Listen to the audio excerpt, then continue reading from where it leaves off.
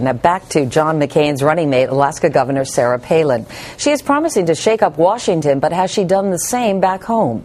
NBC senior investigative correspondent Lisa Myers has a look at her record. Lisa, good morning to you. Good morning, Meredith.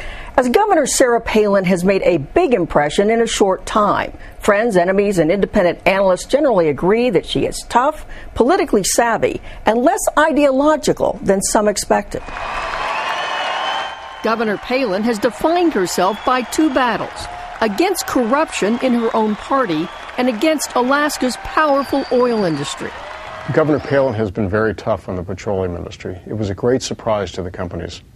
Working with Democrats in the legislature, Palin tripled taxes on petroleum producers and provided $1,200 checks to every Alaskan to help with soaring energy costs. She also clashed with the industry over a multi-billion-dollar natural gas pipeline. Stephen Haycox, an Alaska history professor and a Democrat, says voters loved it. Her attack, if you will, on the oil industry has been utterly central to her political rise in Alaska.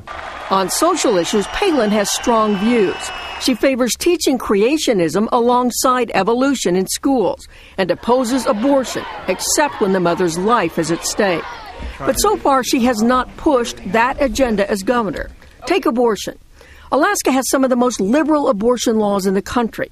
Governor Palin has not proposed any new restrictions and resisted pressure to bring up anti-abortion measures during special legislative sessions. She's a pragmatic politician. She's minimized the social agenda somewhat in order to achieve what, for the moment, certainly for Alaska, are larger objectives. Among Palin's biggest detractors are Republican leaders who've borne the brunt of her assault on entrenched interests, which has been described as vindictive populism. I find it somewhat strange now that the Republican Party has so embraced her when her previous record has been running against Republicans.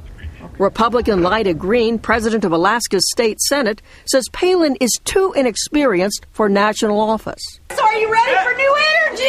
She's a wonderful politician. She's very good. She's very astute, but that does not make her prepared to be vice president.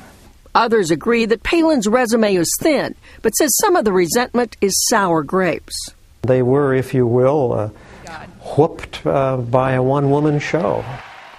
Now, both friends and critics say Palin's strength has been her keen ability to connect and her ability to figure out what voters want and give it to them. Critics say she is weaker on the nuts and bolts of government. Meredith? Lisa Myers, thanks very much.